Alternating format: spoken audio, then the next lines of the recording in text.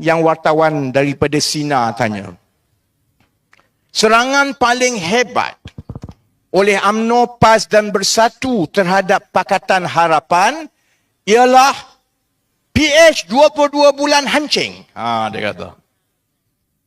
Serangan inilah yang menyebabkan runtuh sampai kerajaan Pakatan Harapan. Jadi macam mana pandangan saudara nak masuk pilihan raya ini dalam keadaan UMNO Barisan Nasional akan serang Pakatan Harapan 22 bulan hancing? Saya kata, kalau UMNO Barisan Nasional terus serang Pakatan Harapan 22 bulan hancing, sebenarnya itu sangat baik untuk kita. InsyaAllah kita akan menang. Wartawan kata macam tak faham, macam mana pula ni? Macam mana? Sebab, maksudnya UMNO Barisan Nasional, PAS, Bersatu, dia tak faham hati nurani rakyat. Dan dia memperbodoh dan merendahkan akal rakyat. Rakyat memang sudah bagi isyarat kepada Pakatan Harapan bahawa rakyat tidak berpuas hati dengan prestasi 22 bulan. Saya sebagai pimpinan kanan Pakatan Harapan, saya tak pernah menafikan pun yang 22 bulan itu banyak yang boleh diperbaiki. Sudah tentu kita tahu keadaannya jadi begitu sebab itu bukan sangat kerajaan Pakatan Harapan. Itu kerajaan Bersatu. Sebab Perdana Menteri Mahathir, Menteri Kanan, semua ini, semua geng dia, semua. Yang dia lantik semua. Tapi tak apa.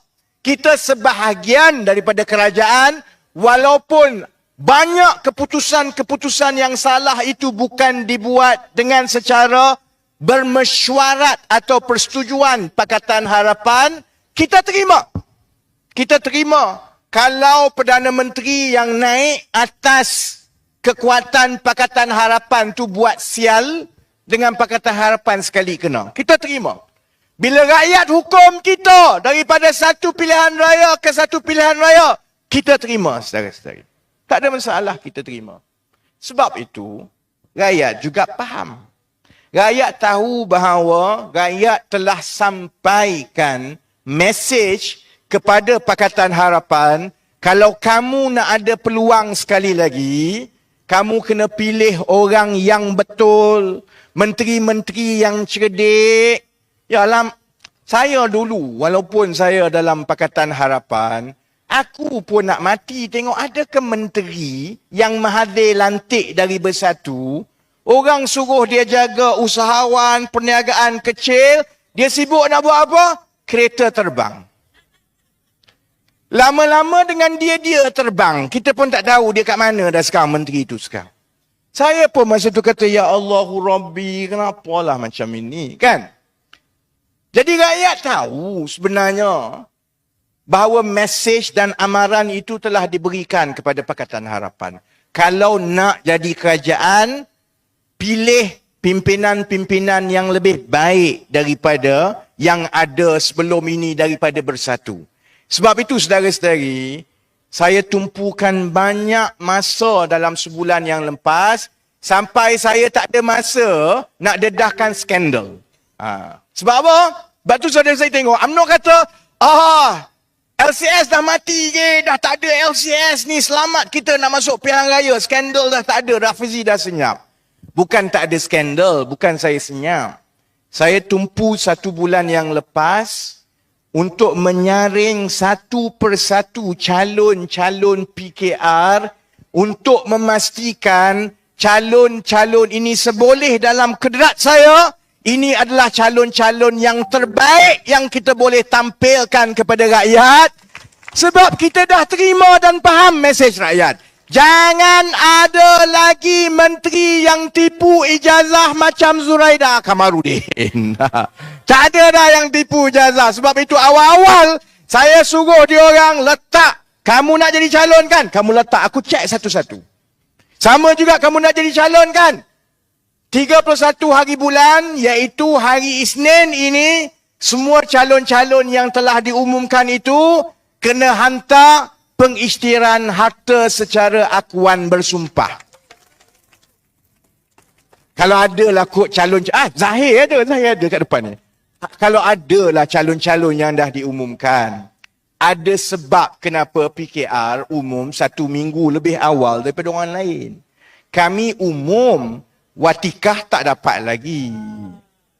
Seminggu ini, orang suruh buat pengisytiharan harta, kamu tak buat pengisytiharan harta, aku tarik balik pengumuman tu. Tak dapat Watikah, aku letak orang lain. Jadi, pastikan kita memang nak semak satu-satu. Sebab kita faham harapan rakyat. Susah payah nak tukar kerajaan. Tiba-tiba kamu letak menteri kereta terbang. Tak ke rakyat marah? Sebab itu, mesej itu kita terima. Sebab itu kalau UMNO Barisan Nasional yakin mereka boleh menang pilihan raya ini dengan hanya ulang 22 bulan hancing. Buatlah, kau buat. Kau buat, lepas ini kamu akan tengok presiden kamu, Zaid Hamidi, tidur dalam sel penjara yang hancing yang macam kamu kata itu. Kalau kamu. Sebabnya begini, rakyat cerdik. Dia dah bagi mesej kepada Pakatan Harapan. Nak menang, you must do better. Not enough political rhetoric. Kena ada idea, kena ada penyelesaian, kena kerja kuat. Pada masa yang sama, rakyat juga tahu Pakatan Harapan berkerajaan 22 bulan. Lepas Pakatan Harapan jatuh Februari 2020, sejak Februari 2020 sampai sekarang ni, Oktober, ini ke Oktober kan November ni. Dia seksa tu jadi politik, hari pun dia tak ingat dah. Bangun ceramah sampai ke malam. Tidur bangun ceramah. Aku hari pun tak tahu hari apa ni, hari semua ni tak tahu dah. Sekarang Oktober lagi kan. Maksudnya daripada Februari 2020 sampai sekarang Oktober 2022, selama 32 bulan. 32 bulan berbanding dengan 22 bulan. 32 bulan tu agak-agak siapa kerajaan no? Kerajaannya adalah ni 3 parti-parti yang konon Melayu ni. UMNO, PAS dengan Bersatu. Jadi pengundi biasa ni tahu. Baik, kami tak gembira dengan prestasi Pakatan Harapan. Kami dah bagi mesej 22 bulan. Sekarang kerajaan yang seterusnya dengan 2 Perdana Menteri selama 32 bulan. Kerajaan UMNO Barisan Nasional, kerajaan PAS Bersatu. Kalau dulu kamu kata kerajaan PH 22 bulan tu teruk sebab Melayu kena, China kontrol, India segala-galanya. Yang kamu 32 bulan, kamu dah jadi kerajaan ultra Melayu. Semua Melayu. Kalau ikut yang 2-3 kerat bukan Melayu tu, kalau boleh pakai baju kurung, baju Melayu tiap-tiap hari pun dia akan pakai baju kurung masuk Melayu. Itu betapa pekatnya kerajaan Melayu UMNO Barisan Nasional PAS Bersatu yang ada sekarang. Cuma rakyat nak kata, dulu kau cakap, keadaan teruk dulu, harga barang ke, hidup ke, peluang kerja ke. Kamu kata dulu teruk tu sebab PH ni hancing sebab kerajaan itu dikawal oleh China dengan India. Habis yang 32 bulan selepas itu yang kamu semua kontrol Melayu semua ni. Kenapa keadaan lagi teruk? Sedangkan China pun berapa keras sangat. Yang China tu pun macam tak China pun ada kat dalam tu. China pun tak ada. India pun tak ada. Kan kamu kata dulu, kalau Melayu menjadi teras kerajaan, segala-galanya akan selesai. Kami jadi kerajaan, tidak akan ada orang yang berani sentuh Melayu. Allah yarham adib, kami akan bela sampai bila-bila.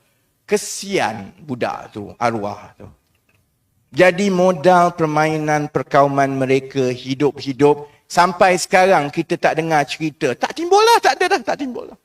Dulu dia kata, kalau kami menang, kita akan buat rang undang-undang 355, hukum hudud akan diperkasakan di Malaysia. Saya suka masa tu. Bagus juga tak kalau dibuat hukum hudud. Sebab antara orang pertama yang bukan saja kena potong tangan, tapi tangan kiri, kanan dan kaki adalah Najib. Sebab dia yang mencuri. Sebab tu saya diam je. Buatlah cepat-cepat. Mula kita hantar Najib, kemudian kita hantar Rosmah, kemudian kita hantar Zaid. Tak boleh mencuri dah lepas ni kan? Tapi tak buat pun. Sekarang ni dah 32 bulan. Pernah ke tidak saudara-saudari dengar? Sikit je. Pernah tak dengar? PAS duk cerita pasal rang undang-undang 355 memperkuatkan hudud. Pernah dengar hudud dah sekarang? Pernah dengar hudud dah? Tak ada dah. Tak ada hudud dah. Pernah nampak tak orang ramai-ramai kena angkut dari satu Malaysia? Pakcik yang patut duduk masjid pun, dia angkut juga pergi Padang Merbuk. Pernah nampak? Tak ada dah. Serius-serius. Masa dia nak ambil alih tu, dia kata Allah yarham adik kami bela. Hudud kami angkat. Islam terbela. Melayu. Tak ada apalah sampai sekarang. Jadi akhirnya rakyat. Yang saya sebut ni sebab ada Melayu, Cina, India. Orang Cina dengan orang India saya faham. Dia takut. Macam mana kalau orang Melayu ni akan termakan dengan sentimen perkauman. Saya nak beritahu uncle, aunty, pakcik, makcik. Ramai budak Melayu macam saya. Bukan macam Najib, saudara-saudari. Ramai budak Melayu ni cerdik, pandai, boleh fikir, boleh faham. Tahu dosa pahala, tahu baik buruk. Banyak budak Melayu boleh tahu bahawa memang kalaupun kita tak bersetuju dengan prestasi 22 bulan Pakatan Harapan, kita juga tahu asal usul semua isu perkauman yang dibawa dan direka-reka oleh UMNO Barisan Nasional PAS Bersatu ini, satu puncanya daripada mereka. Keduanya adalah kerana dia duk main isu perkauman ini semata-mata sebab dia tak ada jawapan untuk mentadbir. Dia tak tahu macam mana nak selesai masalah. Keadaan makin teruk dan makin teruk, mata wang makin jatuh, dia tak tahu nak jawab. Dia makan gaji buta, jadi menteri, gaji ratus-ratus ribu. Kalau jadi kerja dekat syarikat swasta dah lama kena pecat. Tapi dia tak boleh jawab. Bila dia tak boleh jawab, dia membodohkan. Dia ingat orang-orang Melayu yang muda, yang sederhana umur macam saya, semua ingat tak cerdik macam penyokong-penyokong dalam parti dia. Saya nak sebut dan bagi keyakinan kepada semua yang hadir dan yang menonton di luar. Orang selalu tanya, kenapa PKR boleh menang di kawasan-kawasan yang campuran dan sebagainya? Saya selalu ingatkan Anwar Ibrahim. Saya selalu ingatkan pimpinan parti, jangan kita rasa bongkak bila kita menang tu di Wangsa Maju, di Setiawangsa, di Pandan, di Ampang. Semua ni kawasan Melayu paling kurang 50-60% ni. Bukan semua majoriti Cina tak. Kita ada kawasan yang 70-80% Melayu. Kita menang. Kita menang bukan sebab Anwar Ibrahim hebat ke, Rafizi Ramli ke, Zahir Hassan ke, tak. Jangan perasan. Dia sebenarnya sebab budak Melayu makin cerdik dan makin matang tiap-tiap tahun. Memang ada lah yang geng-geng yang duk ulang hancing-hancing tahu perkauman ini. Tapi dari satu tahun ke satu tahun, orang Melayu, orang Cina, orang India tahu kebajikan dan kesejahteraan harian kita. Masa depan anak kita. Mutu kehidupan kita bukan bergantung kepada soal kaum. Mutu kehidupan kita bergantung kepada kecerdikan dan keamanahan pimpinan-pimpinan yang kita lantik menjadi menteri. Jadi sebab itu juga saya nak beri keyakinan terutamanya kepada yang bukan Melayu, jangan bimbang. Yakinlah saudara-saudari daripada orang Melayu yang ada di dalam masyarakat kita, we know what to do, my friends. We know what to do, insya-Allah. kita tahu bahawa tanggungjawab kita sebagai kumpulan majoriti negara ini untuk mengangkat, melatih, memastikan bahawa pimpinan-pimpinan Melayu yang datang daripada PKR dan PH ini bukan saja cerdik, bukan saja amanah, bukan saja cekap, tapi ada jiwa yang sayangkan orang yang susah, tak kisah daripada kumpulan mana pun. Ada hati yang lembut, tahu bahawa kalau kamu ada kuasa, it is your duty to help the downtrodden. Dan kebanyakan yang susah itu adalah datang daripada orang Melayu hanya dengan keadaan melantik kerajaan yang begitu. Menteri-menteri yang begitu, insya-Allah barulah kerajaan itu tiap-tiap hari bekerja sepenuh masa, penuh usaha untuk menyelesaikan masalah yang dah 60 tahun UMNO Barisan Nasional tak selesaikan. Yang Zahir dah cakap, yang pimpinan-pimpinan dulu dah cakap. Soal perumahan, soal gaji, soal rasuah, soal harga barang, soal pendidikan, semua ini yang tiap-tiap hari makin mengheret hidup kita sebagai keluarga makin susah. Baik? Dah boleh balik ni. Nampak macam tak berganjak. Saya nak balik ni kan. Dah dekat pukul 12. Okey. Jadi sebab itu, terima kasih banyak-banyak penuh. Ni. Saya setiap malam dapat gambar-gambar daripada ceramah dan juga program kita di seluruh Malaysia di kerusi-kerusi yang penting. Malam ini Nurul Izzah ada di Johor Bahru berkempen dengan Akmal Nasir di kawasan majoriti Cina. UMNO dan MCA kata orang Cina sudah kembali menyokong Barisan Nasional dan dengan peralihan undi Cina itu maka Pakatan Harapan tak boleh menang. Akmal hantar gambar tadi, lebih kurang sama ramai, kalau bukan lebih ramai daripada ini. Akmal tulis, macam inilah gelombang tahun 2018 dahulu, saudara.